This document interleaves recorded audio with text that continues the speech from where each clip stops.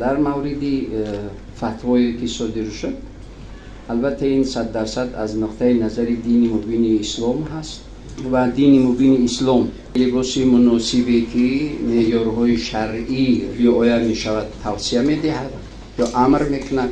لباسهای ملی که در اون رعایت معیارهای شرعی هست، البته با اون لباس ها می توانند هم لباس ملی در بر داشته باشند و هم لباس مذهبی در یک وقت. تمام ملت ها با لباس های ملی خود معیارهای شرعی را رعایت میکنند، چی ملت اندونزیا باشد، چی مالزیا باشد، چی عرب ها باشند، چی دیگر ملت ها با رنگ و نمود و دختی خاصی ملت های خود معیارهای شرعی رعایت می شود. این رو 100% دین مبین اسلام قبول دارد و فتوای ما هم یعنی به همین مسئله است که با لباسهای ملی مادامی که معیارهای شرعی رعایت می شود 100% در بر کردن اون بهتر و خوبتر و افضلتر و شورای علما همون لباسهای ملی رو توصیه می دهد.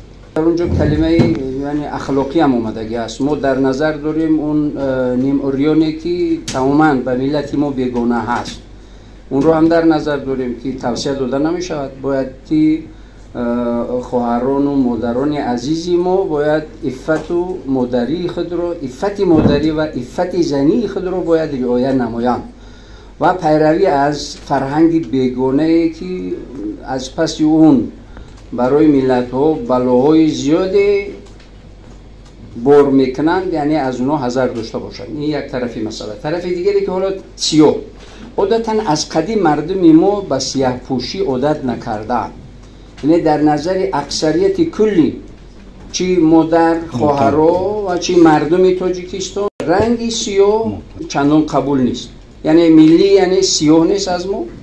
و دیگری که به نهایت چسبیده و که تمام عضوهای بدنش نمایان می شود با اون سر و لباس که اون رو به نام حجاب می پوشد، اون حجاب اسلامی هم نیست. چرا که حجاب اسلامی یا ستر این اسلامی یا لباس اسلامی یعنی عفت و حیا در اون رعایت می شود. سلامت شد.